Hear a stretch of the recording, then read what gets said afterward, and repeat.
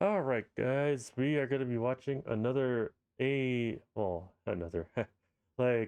actually did this before. We are going to be looking at a Mr. Grizzy video from a man who looks like as if he is just kind of like a broke, um, divorced, deadbeat loser dad, um, who does videos for Screen Crush. You know, Screen Crush, the same website, the same YouTube channel that try to tell us that try to answer all of our questions for the Rise of Skywalker. Like, why didn't they send all the Stark all like the ships from both the Rebellion and from the First Order on The Last Jedi, but they did in The Rise of Skywalker, and he just answered by saying, "Oh, it's because they didn't have Lando Calrissian on their side in Last Jedi." Like, what? Or saying that the reason for why we don't know how Palpatine was able to be a grandfather is because things are kind of boring and unimportant. Okay. It's such a he it didn't work. By the way, he is also the same guy who also said he's one of the many Disney shills out there who tried to tell us that Coyote Monday, his character, does not break canon, despite the fact that he did. So, we are going to be taking a look at one of his videos that he made through the lens of Mr. Grizzy.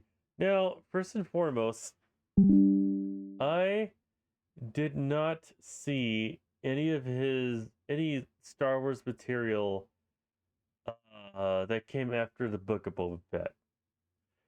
To me, the Book of Boba Fett is both dumb and boring.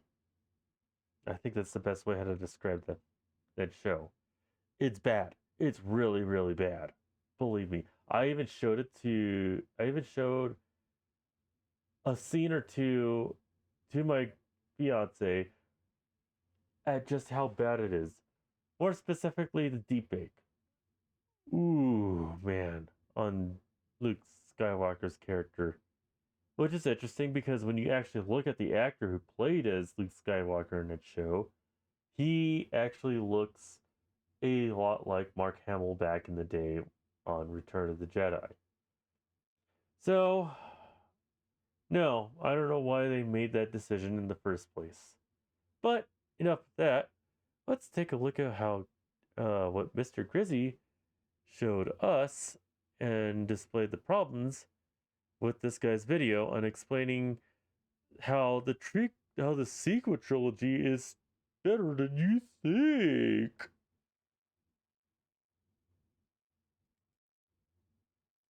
All right, we're going to jump right into this one. So, are you all ready for the big news? Big Sure, why news. The not? Star Wars sequel trilogy is actually better than you think. That's right. The sequel trilogy. No. I mean, you're still. I mean, no matter what kind of argument I've heard of people trying to defend the sequel trilogy, it never works. It's kind of just like a gigantic failure. And I remember watching a bunch of EFAP videos reacting to a bunch of Last Jedi defenders. Oh man, there were none for the Rise of Skywalker. Not a single one. Mm-mm-mm. Okay, a few. There are less Rise of Skywalker defenders out there on YouTube than there are of the Last Jedi defenders, which is remarkable because when you actually think about it, Last Jedi is awful from beginning to end. It does not work as a movie. It cannot, and it never will. And it's also the film that basically cratered any promise any promising thing that you could see for future installments of the Star Wars franchise, as well as all of Lucasfilm and to some sort of degree, all of Disney in general. Trilogy actually makes sense. No, no, it can't. Oh man, you're at a terrible start, my man. You are a sad little fucker, aren't you? But apparently, I am going after the wrong person because this is not shilling for Disney. Oh, no. We are not shilling for Disney. And you Yeah, I don't believe you for 1 second. I mean, you are definitely shilling for Disney. See what I mean? Deadbeat loser dad looking guy. Looks like he lives in like the smallest cramped apartment in Brooklyn and filled with like cockroaches. Yeah, I mean, as well as wearing a really lame looking blockbuster knockoff like ID right here. It's like, why did he think that this is a good look on him? It's like, I mean, I know that I'm not clean shaven. I mean, I should. I mean, I like having a clean shaven face. Don't get me wrong. But, dude, you look like you haven't slept in days. I mean, you gotta clean yourself up, man.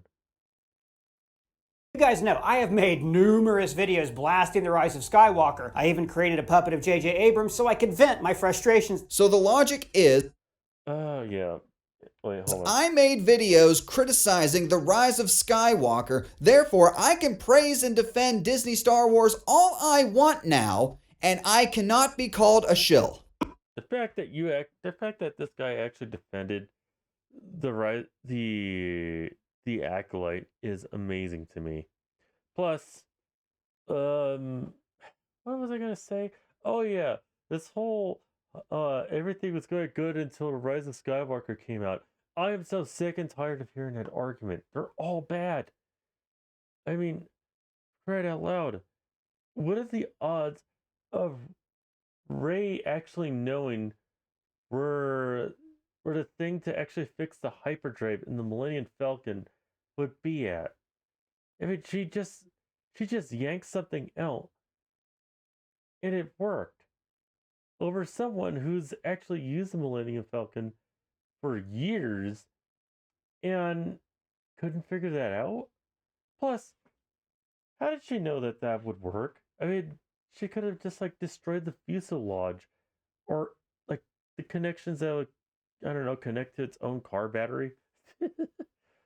I mean, it would have just shut down the Millennium Falcon. Sorry. So, and in the Rise of Sky and the Last Jedi, yeah, Luke Skywalker's character is terrible. I hated how they destroyed his character and made him look like a deadbeat loser. Uh, Rose was worthless. The whole subplot with her and Finn was also worthless. The aliens in Cancel Bite are some of the ugliest looking CGI creatures I have ever seen.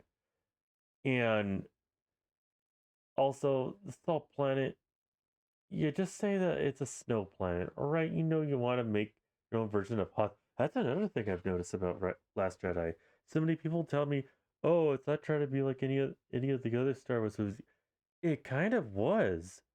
I mean, if you think about it, the the good guys are always being chased by the First Order, which is just like the Imperials chasing down Han Solo and the rest of the crew in the Millennium Falcon.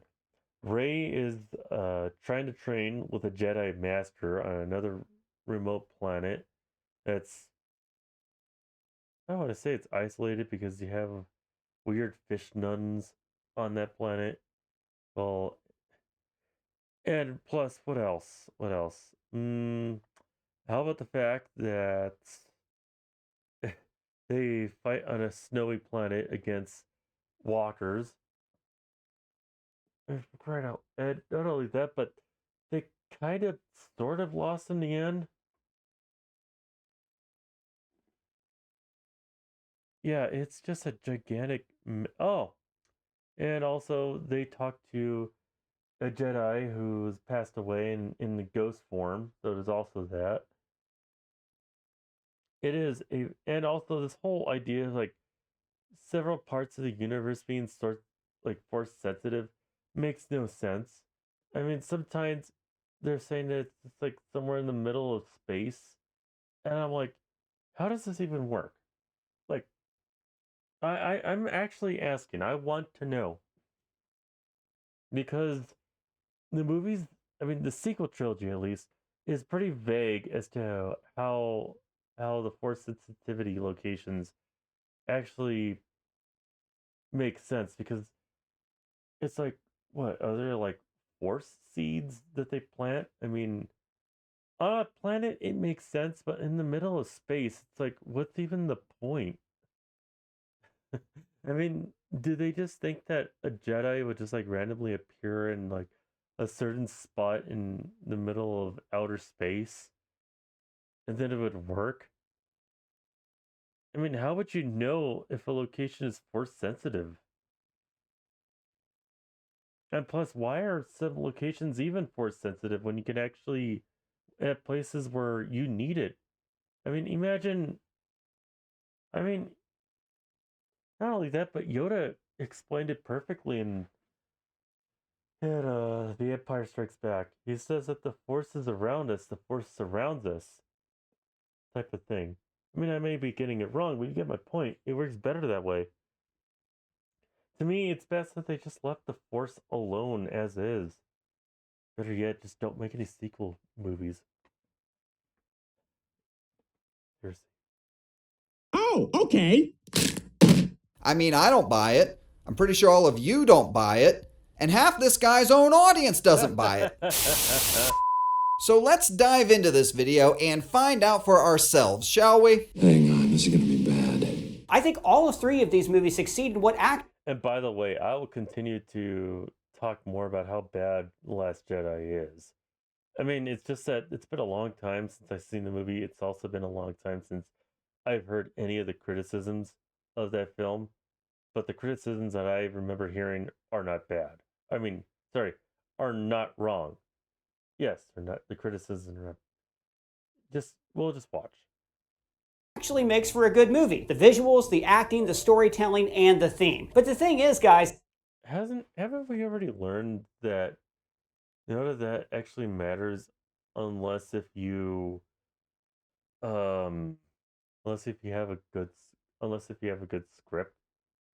That's the one thing I've noticed about people who are praising these movies. They don't really understand the fact that your movie can still fail if you use a real set, if you use a real location. Your movie can fail greatly if it doesn't have a good director, a good script, good actors. Your movie will fail. I mean, there would be more, but I'm just going to use at least those three. Well, actually, I could just use the first two. If your movie could fail if it doesn't have a good director and it doesn't have a good uh, script, doesn't have a good writer, right? So no, this whole sets that looks good, it could still make a movie. Movie could still fail. these are all well-made movies. Arguably, they're better films than the prequels. No, no. I mean, for the longest time, I tried to. I mean, yeah, I try to make a defense, like saying how the prequels are still worse than the sequels. I can't anymore. I mean, when you think about it, I mean, those movies at least tried to make the movies look visually appealing. I mean, for crying out loud, the CGI, at least as the movies got on, start to look a little bit better. And not only that, but they didn't always use CGI. They sometimes use sets and models. I mean, look at the making of the Phantom Menace. That whole overview of Naboo was a model done by the guys from Mythbusters, which I think most Star Wars fans already know at this point. As a matter of fact, those guys who the guys from Mythbusters, they worked on all three of them before they even did. Well, actually, they were doing Mythbusters already, but yeah, you get my point. I mean, not all of it was done by CGI or in front of a blue screen. I mean, it's just ridiculous. Even the location where Anakin says that he doesn't like sand is a real location that you can visit. I mean, it's in Europe, it's in Italy. I think it was Spain. Or was it Greece? Regardless, you could visit that location right now. If well, if you have the money and a passport. So, and it's like, and that movie at least tried to tell the story, or at least a kind of like a kind of like a I wasn't gonna say parable, kind of like a allegory of us leading ourselves into the Iraq War the way we did. You fucked up. Ah, yes, trashing the prequels in order to elevate the sequels. I find it humorous that they have to fight tooth and nail to actually make the sequel trilogy look better than the prequel trilogy. And the fact that you're struggling with that shows just how pathetic of a mindset you have to actually think that you have to defend a set of movies that are worse than the ones that you think is bad. Definitely not a Disney Star Wars shill. And yep, here's the picture that most fans on the internet on YouTube know about, this infamous picture of a lot of these Disney shills, especially this guy who basically dresses in drag and is married to his own sister right here on his left. Absolutely disgusting. And which one is it? I'm trying to remember which one it was. I think it's ooh. I think he's not in this picture because I know that one of the Disney shills, the reactionaires, the reaction guys, his wife. I mean, the husband is such a cuck that he allows his wife to actually do videos on OnlyFans for other men. Tactic. Now, to be fair, I do want to praise the many great things about this movie. No, wait, hold on. Tactic. Now, to be fair, I do want to praise No, that's obviously in front of a green screen. There isn't no, that's not even real at all. the many great Or maybe it is. Hold on. things watch about this. this movie. J.J. Abrams is a great director. No, he's not. He can't even think of an original idea. He sunk the Star Trek name incredibly. His Cloverfield uh movies got worse with the last one. I mean, 10 Cloverfield Lane is the better one, but other than that, no, he is not that good of a director. Ooh. And he's only in not only that, but he's only a producer, an executive producer for Lost.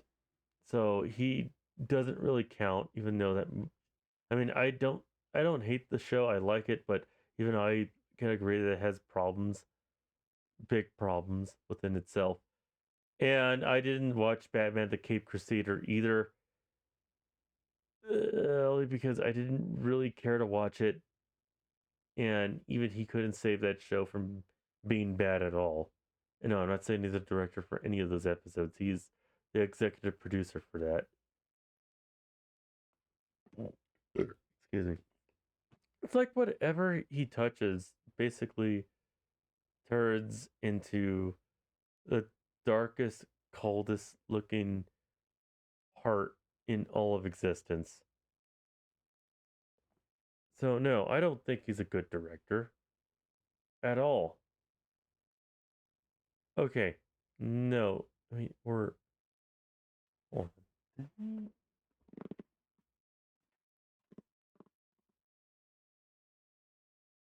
Yeah, I mean, he did at least write and direct Super 8, which I will say that's actually not that bad of a movie. I mean, granted, I haven't seen it in years, but it's a really good it's a really good kids film. Good family film, actually, to be specific. I recommend it. So basically all I could say is that Super 8 was basically nothing more but a complete and absolute um fluke in his part. He's able to add in small moments that really make a scene pop, like whereas the prequels are the exact opposite. George Lucas's blue screen sets seem to dampen all of the energy in a scene. And yet, I mean, at least it looks seamless. I mean, I didn't know about the blue screen or the green screen. Yeah, I didn't know about the blue screens until after the matter.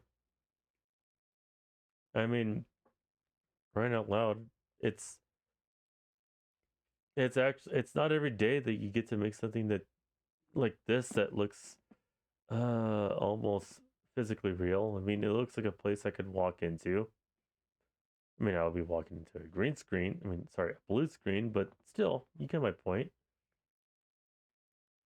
Are you fucking retarded? Abrams and Johnson were trying to make a Star Wars trilogy that redeemed the franchise. Oh, no.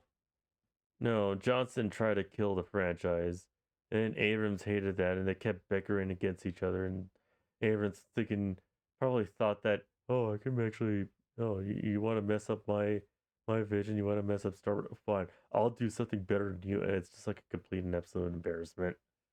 It's like that SpongeBob episode where both Patrick and SpongeBob were fighting in the hallways, and they weren't even like hitting each other at all. That's basically what it is. And all the students in the Blended School is like, this is actually embarrassing. In the eyes of the prequel haters. But prequel babies like Doug grew up, and all of a sudden, we now have prequel nostalgia. Yeah, yeah, like that. That's what I mean. This location right here is real. All of it.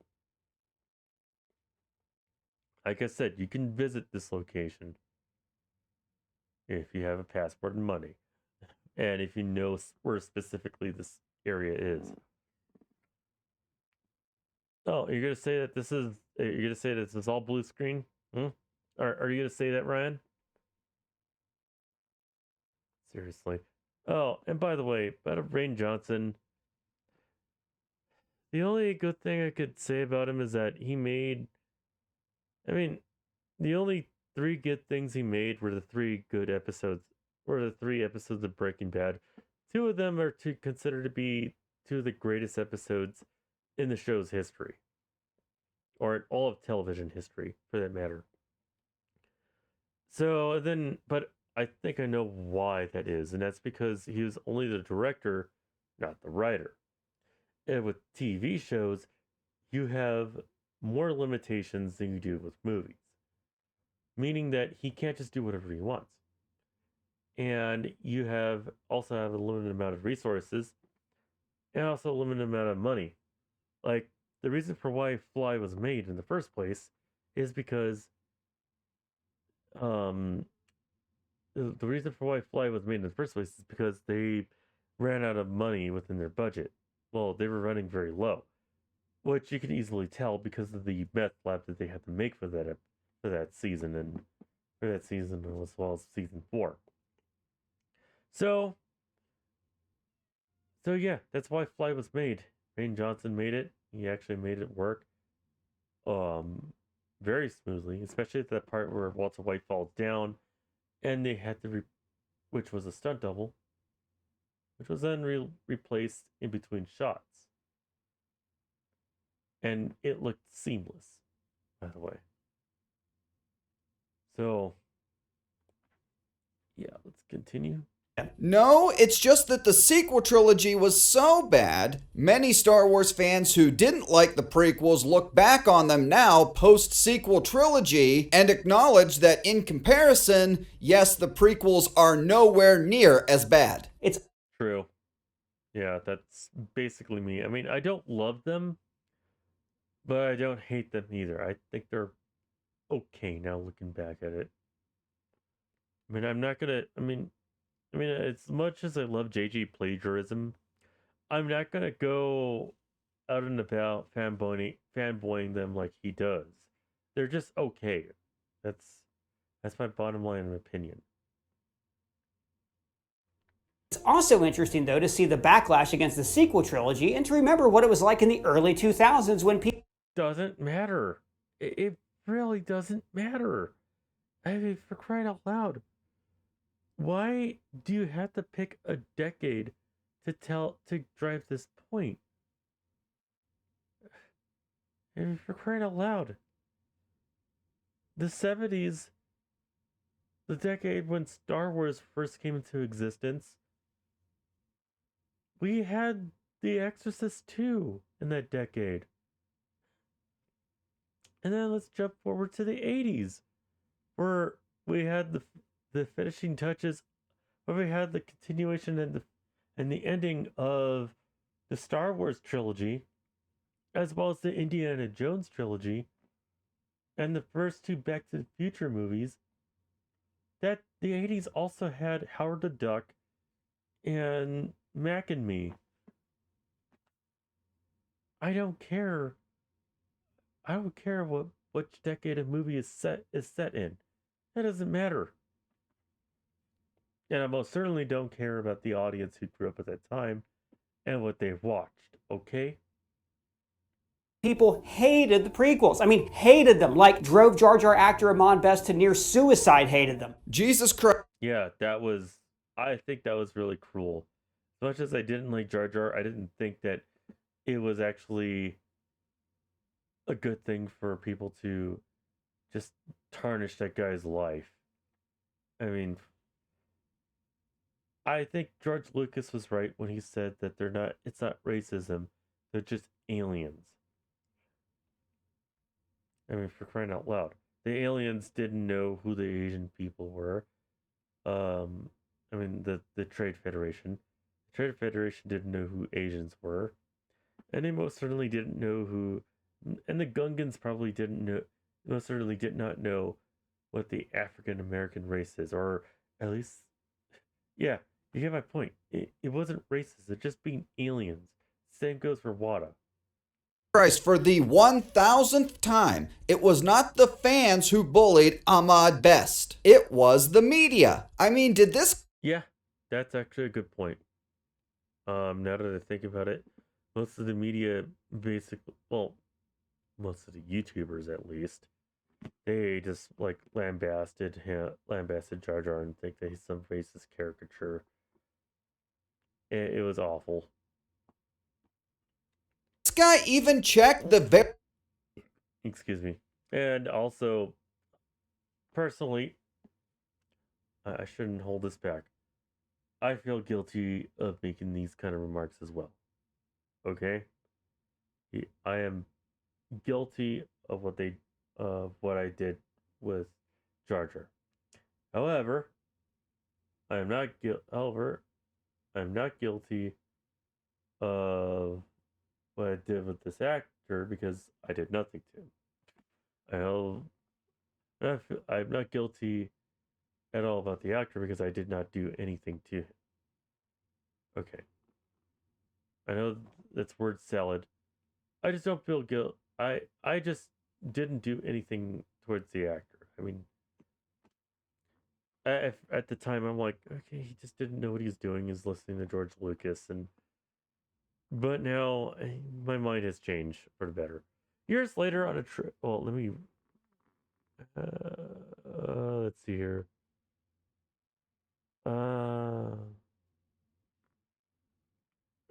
Let's see here. He moved to LA and got through filming 2 more Star Wars movies, in which his part was shrunk down further and further. Here I am, a significant character who changed movies, and then I'm a footnote. I barely appear. Oh, it's like, what more can you do with Jar Jar, really, on Revenge of the Sith? I mean, there really isn't that much you can do with Jar Jar in Attack of the Clones anyway. I mean, he did some stuff that I will say did become an important factor, but yeah, I don't think he was really needed with Revenge of the Sith. I mean, it's fine. It's fine, all right? He threw himself into martial. He threw himself into martial arts, went to film school, became a father, and moved into producing and directing. That's good. I mean, it's fine. It's I have nothing wrong. I have nothing. Uh, I find nothing wrong with that. Years later, on a trip to New York with his son, he found himself walking along Brooklyn Bridge. He pulled out his phone, took a photo, and tweeted how the media backlash once pushed him on to the edge of the bridge. Now, this little guy, his son, is my gift for survival. Yeah, like I said, it's messed up to actually think that people wanted this guy to commit suicide. And what's also messed up is uh, Jake Lloyd in general. That guy has gone through so much crap throughout his life since the Phantom Menace. So much so that he couldn't get a job, couldn't get a date, and he physically abused his mom to the point where he got arrested.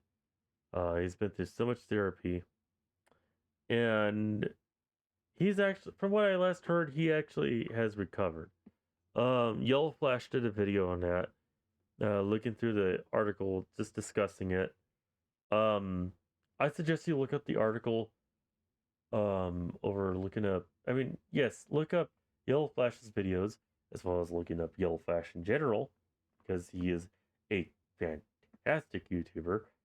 Covers this stuff way better than me. And also read the article of Jake Lloyd actually recovering. From what I heard, he's doing so much better. And from what I've also heard, he still loves Star Wars, regardless of what the franchise has done to him, or at least what the media has done to him. Yeah, which is actually a better way how to interpret it. Anyway. Very source that he used in this video and read what it said? Show this to your editor. Tell him to check his source next time.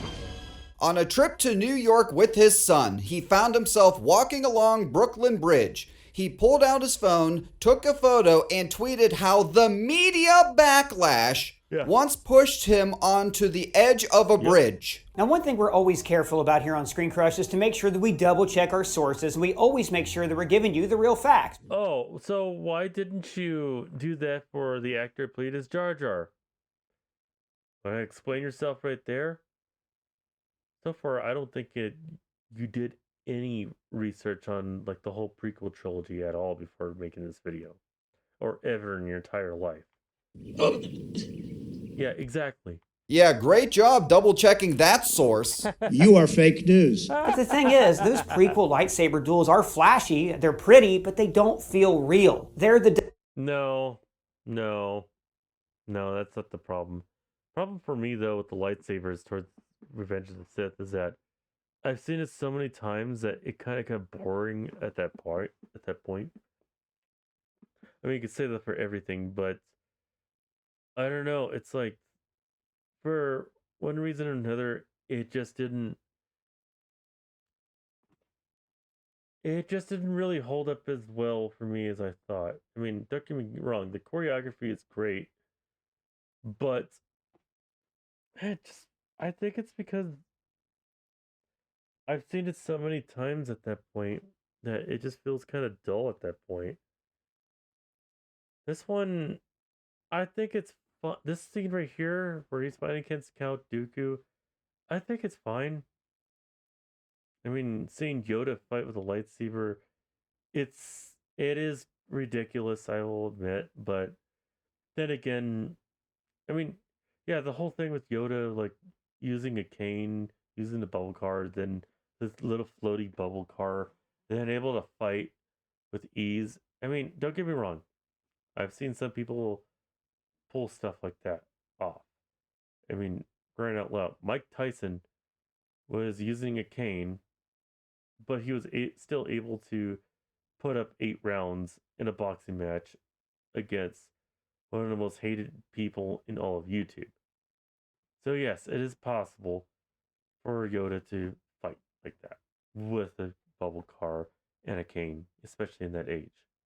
WWE, while this duel is a Wait, hold on. they're pretty, but they don't feel real. They're the WWE, while this duel Wait, the WWE. No, they're not. Not only that, but not everything in WWE is fake. You gotta understand that. The people getting hit on the chair and all that stuff, that's real. There's some physical activity going on there that's not fake, okay? And this is the same guy who hasn't seen WWE since the early 2000s. is a straight up street fight. Does this guy not understand that all of the lightsaber battles in Star Wars are choreographed? And Yeah, they all are. And Hayden Christensen, if you see the behind the scenes on him actually learning how to fight with a lightsaber, he put all of his heart, mind, and soul into it in front of the camera. And the same could probably be said about Ian McGregor. I'm only guessing because I've never seen Ian McGregor. His choreography is, well, I haven't seen him actually practice the way how Hayden Christensen did, but I believe it, especially for what we saw here.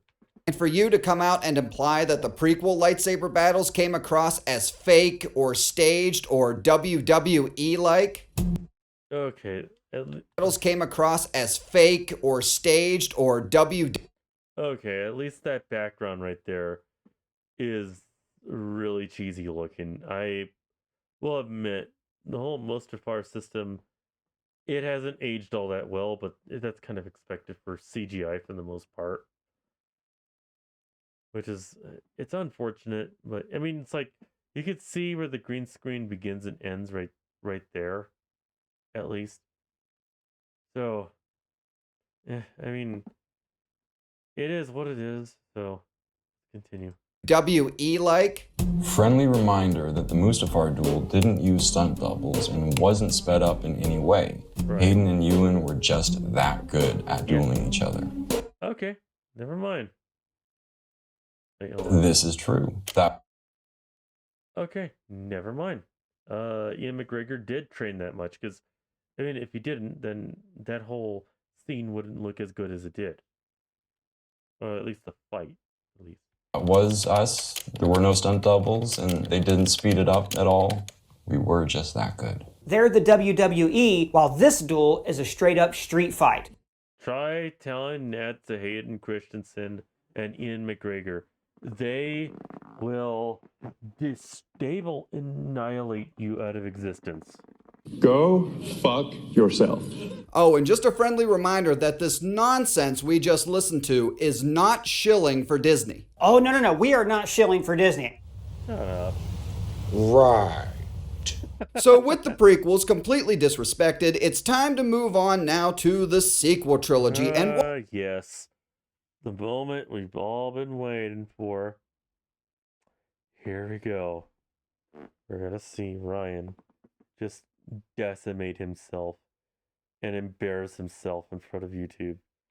why they're really not as bad as we all think. Beginning, of course, with The Force Awakens. This actual movie works great. The cast is outstanding. I think this is actually the best assembly of actors ever put together for a Star Wars film. J.J. Abrams. So why didn't you put both? Why didn't you put Han, Luke, Leia, and Chewbacca in the same scene together? I mean, to a lot of people, that's a great insult. Even Chris Gore really can't forgive these movies for that at all. I mean, the fact that you will never see all four of those characters in the same screen ever again is a crying shame when you had the opportunity to do that. Instead, you killed off Han Solo, which is my favorite character in this entire franchise, by the way, in the most insulting and depressing way possible. And made him look like It made him into a divorcee, by the way, and showing the destruction and hatred and separation of families. Let alone the fact that they killed off the entire family on Rise of Skywalker. Also gave us the best blend of CGI and practical effects we've seen since the movie Titanic. Absolutely fucking not. And yes, it is really stupid that the Empire is just back now. But J.J. Abrams and Lawrence... Yes, it's very stupid. The fact that Disney is still trying to struggle to answer that question as to what the First Order is and where it came from is outstanding to me. Kasdan said that their premise was, what if the Nazis hid out in Argentina and then returned? Now, yes. Well, okay. That is called Nova Scotia, which they already did back in 1939. They actually planted a flag over there, by the way. So, I don't know whose mind you're blown away with that. And really gonna call Starkiller Base Argentina? Oh wait, hold on. No, I was thinking about Antarctica. Was he? Hold on, I want to hear what he said. And yes, it is really stupid that the Empire is just back now. But J.J. Abrams and Lawrence Kasdan said that their premise was, what if the Nazis hid out in Argentina and then returned? Now, yes. What if the Nazis head out to Argentina and returned? Dude, it is well known that the Nazis fled to not just Argentina, but most parts around South America. I mean, you can go in places in Argentina where they have old ruins of their bases that they made over there after the war was over. And there's even one in Chile where it's now a family resort, a German family resort. And it's downright weird. Now, what if? Come on. If you are really thinking if you are really thinking that they're being brilliant about that, if they're being mind blowing, watch Hunting Hitler. Basically, I'm pretty sure that's still on Hulu. Yes, this does take away from the victory in Return of the Jedi, but that's life, isn't it? The sequels took a lot of things away from the original trilogy, and yes, especially Return of the Jedi. That's why I hate it. Biggest, of course, being the victory over Palpatine from Luke and Anakin because, we just had to give it to Rey. And as far as the movie being a copy of A New Hope, so is The Phantom Menace, and a lot... I used to think that, but now, not as much. A lot of people like Doug here love that movie. What? So your defense of The Force Awakens being a ripoff of A New Hope is, well, The Phantom Menace is also a ripoff of A New Hope. You in full retard, man. Yes, Luke and Anakin's journeys are very similar. They both leave Tatooine with a Jedi Master, go on an adventure. Luke destroys the Death Star, Anakin destroys the Trade Federation droid.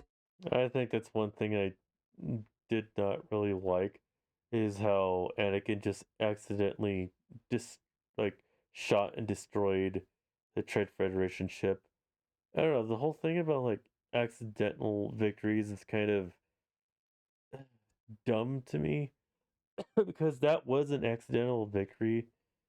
Anakin had no idea what he was even doing, and yet he was able to do it. Control ship. But outside of Anakin's story, these are very different movies. Yeah, I agree. They are. Next. The whole plot of TFA from beginning, middle to end. If anything, Phantom Menace is trying to be like Value of a Hidden Fortress, which has the same plot and same summary. I mean, it not only that, but the original trilogy was supposed to be, well, at least the first movie was supposed to be like, was supposed to be a live adaptation of I think it was like Flash Gordon, but he couldn't get the rights to do it. Vital piece of information stored in a droid. Protagonist and friends have to get droid to rebellion/resistance. Planet destroyer weapon. Countdown for planet destroying weapon being able to fire on rebellion/resistance. Good guys destroy planet destroying weapon. Yep. And as far as the movie being a copy of A New Hope, so is The Phantom Menace. Oh, no. But how much? You can't just leave it that way. Try to compare the two. You will lose immediately. Are not shilling for Disney. Bullshit. Obviously, I could go on, but for the sake of time, let's just move on to The Last Jedi.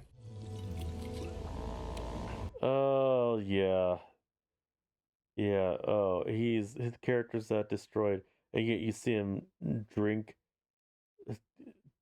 just boob milk from a gigantic alien that looks really stupid and just like let it drip all over his chin, his beard.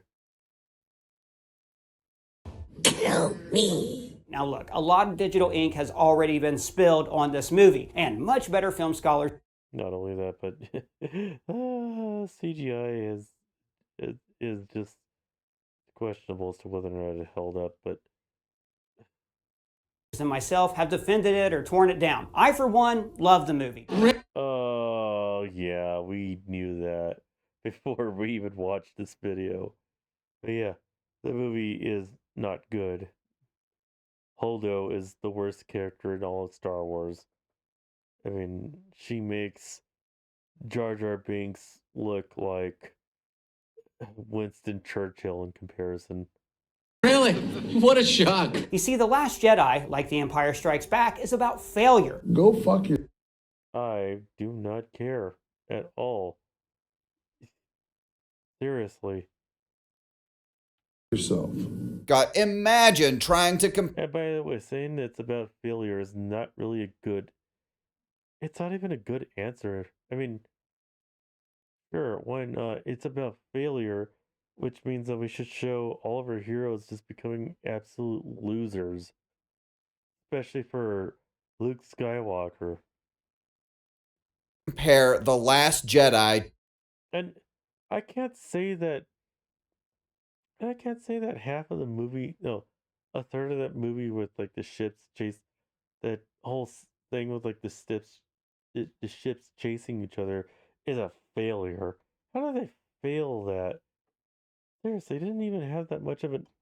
They didn't even have any good options. The fact that the First Order has so much problems not calling or contacting anyone else for help, as well as the oh geez, the Republic can't get that same help either. It's nonsense. To The Empire Strikes Back. It's also, I think, the most visually stunning Star Wars film. You have the And yes, I made comparisons between Empire Strikes Back and The Last Jedi, but what I'm saying is that The Last Jedi is insulting compared to is very insulting for doing that. large spectacle shots like the Holdo maneuver, but also Johnson places the camera in these intimate spaces directly in the characters' eye lines. And that Praetorian Guard fight is the best choreographed fight in Star Wars. No, it's very forgettable. I mean, hold on, let me see the way how Ray Characters' eye lines. And that Praetorian Guard fight is the best choreographed fight in Star Wars.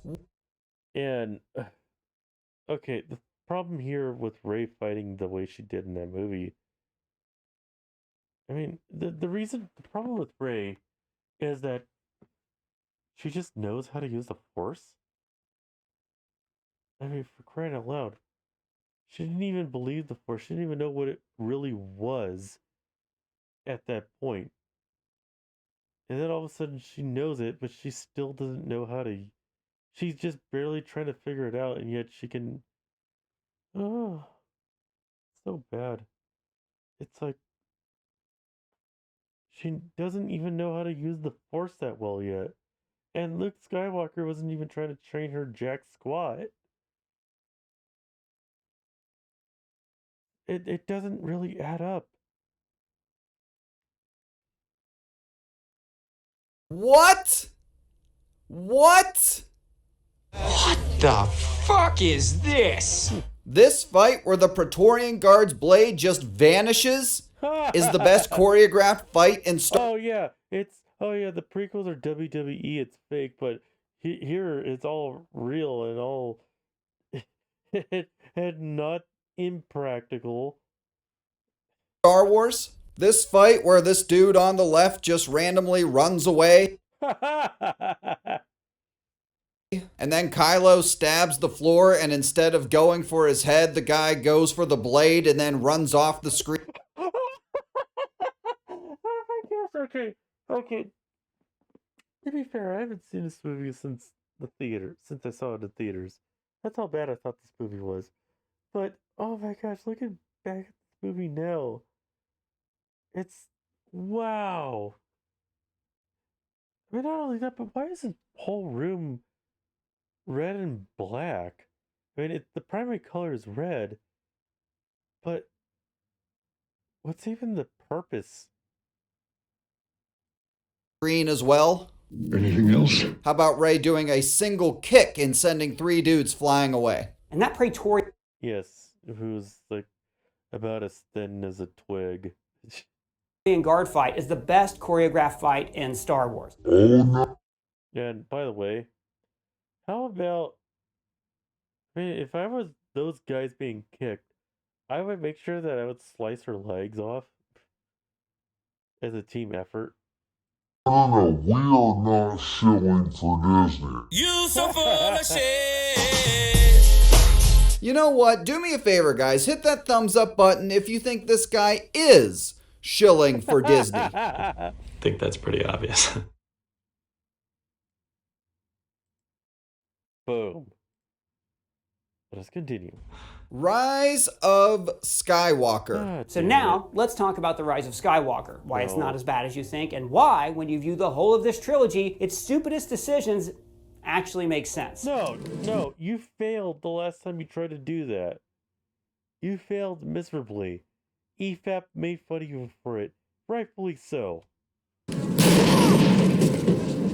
But try again. I hope you actually bettered yourself up, even though you're still gonna fail. If you were to walk into this film with no knowledge of other Star Wars films, I think this cast and the sense of humor make for a good time. There is one scene Sense of humor? I don't know a single joke that was even funny in that movie. And the fact that they killed off Leia in the end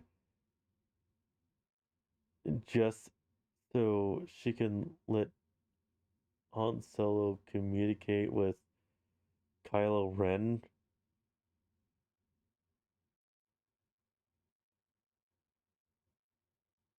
Ugh, unbelievable. in this movie, though, that I love with all of my heart, and it is Oh, it's all of your heart. Okay, we're at a bad start. Well, let's hear his explanations. Rey and Kylo's fight on the Death Star. Ugh. Reminder, he said earlier that this was better than all of the prequel duels. And to be honest, guys, I really like that Palpatine is a Force vampire, and I don't even Why? Why do you like that? Don't just leave it like that. Explain it. mind that he comes back. And that Rey face Wait, that hold on. Palpatine is a Force vampire, and I don't even mind that he comes back. Why? Why don't you mind that at all?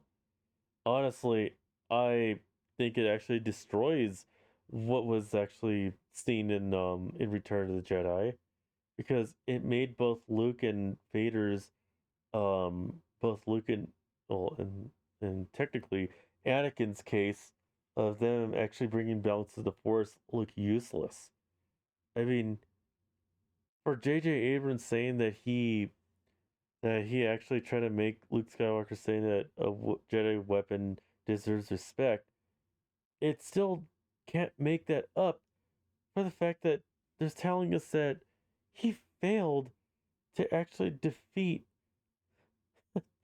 Darth Sidious along with his father.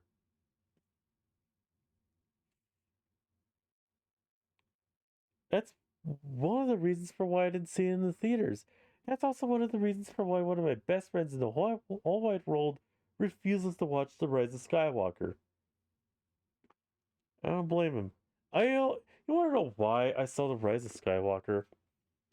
It's because I said that the movie sounds like it's absolute garbage. Hey, try to make a whole argument saying that you shouldn't be judging a movie you haven't seen. I mean, you gotta understand it. Blah, blah, blah, blah, blah, blah, blah. Then I ask him, well, did you like the movie? He's like, yeah, I did. So I watched it just to challenge him, and this was easily one of the worst piles of crap I have ever seen. Man, it's so bad. And that Rey face-off with Kylo's TIE fighter is one of the best fight sequences in a Star Wars.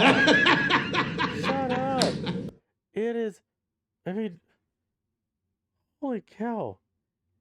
I mean, why didn't Kylo Ren just shoot her down? Plus, one of those could actually go into hyperdrive.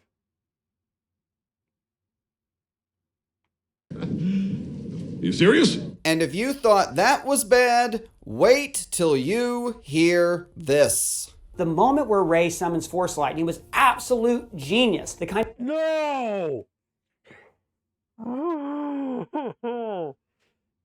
Playing tug of war between Kylo Ren and Rey, but the Force was bad enough, making it look like something straight out of like a Looney Tunes movie, let alone like something that Spaceballs would use to make fun of these movies for.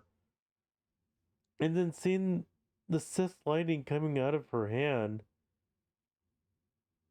and then all of a sudden try to like cheapen its way out by saying that Chewbacca lived as in like another ship or something like that. You kidding me?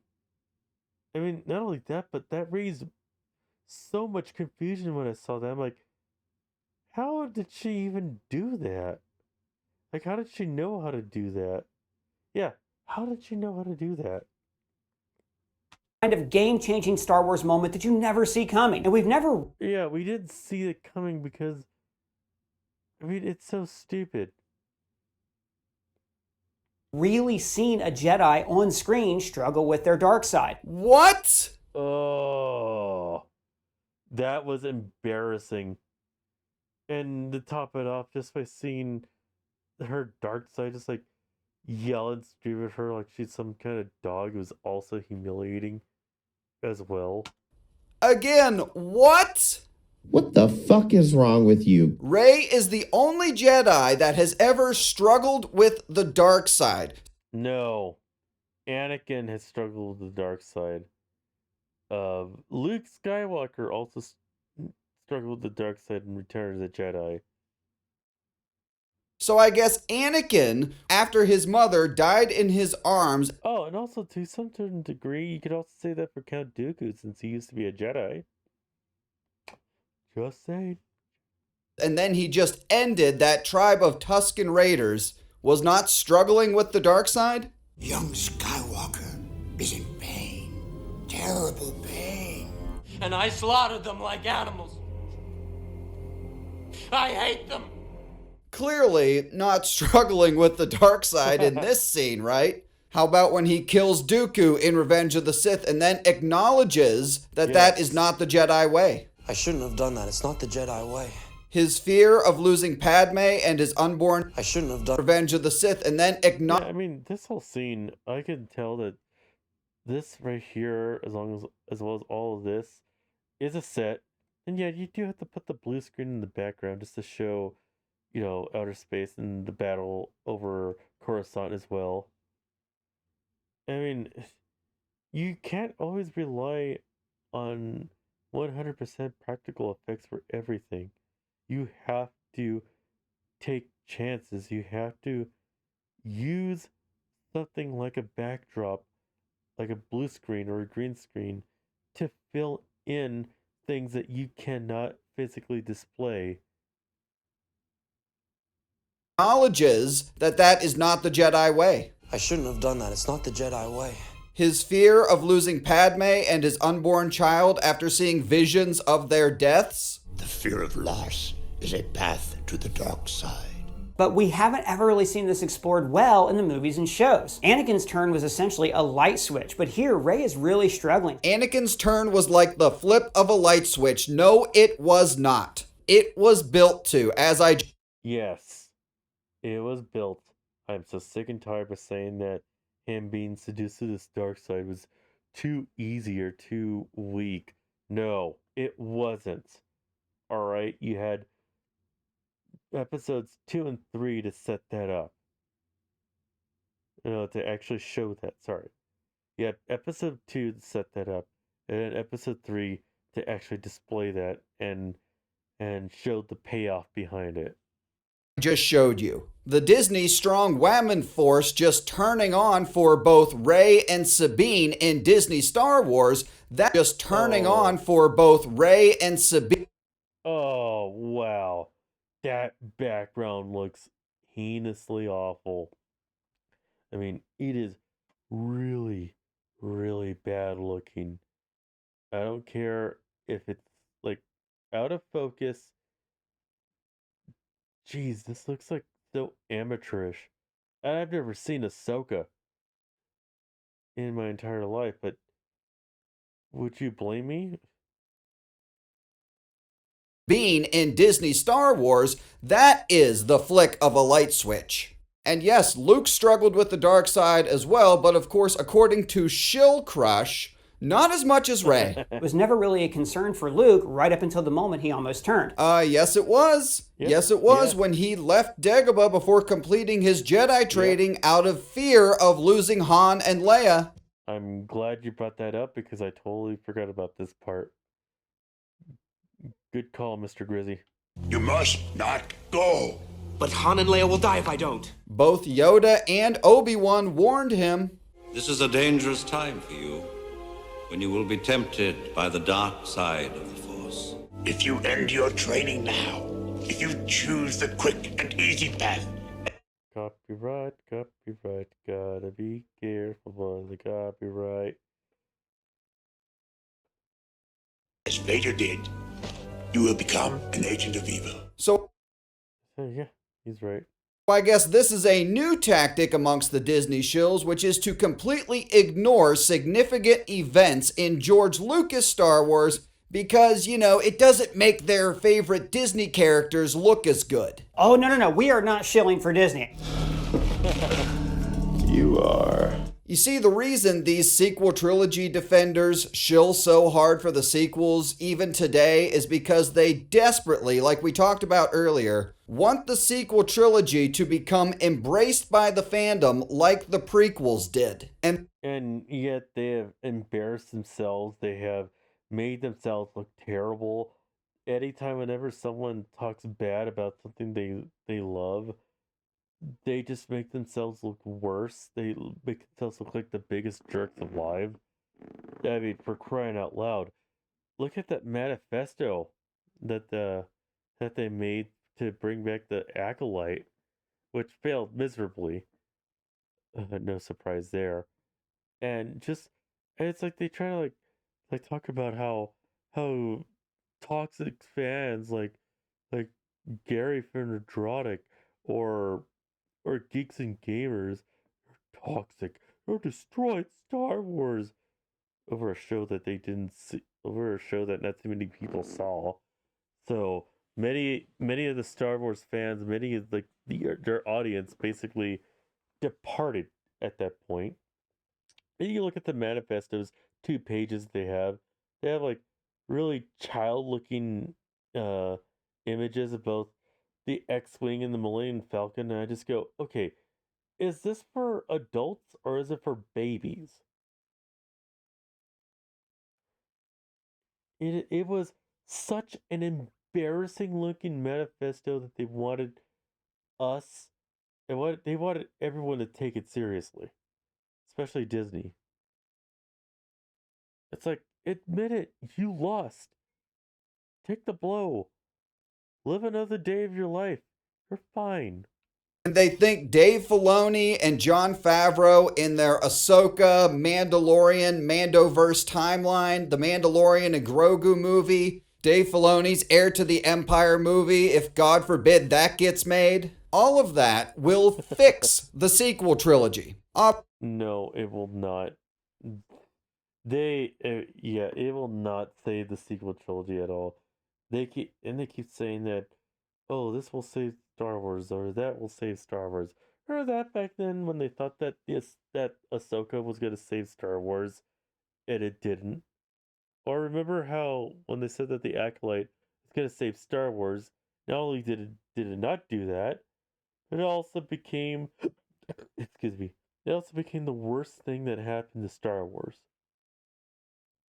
Obviously, it's not going to happen due to the horrible job Disney Star Wars has done in this timeline, but these Disney shills still think it's possible, which is why we as real Star Wars fans must continue to reject it all, trash it all, and trash the Disney Star Wars shills who continue to support it. All right, everyone, thanks for watching. That was a good fun watch. Wait. Let's see. Okay, I want to see. Ooh, man. Okay. Before we watch The Last Jedi, well, actually, I don't have the time to do it right now.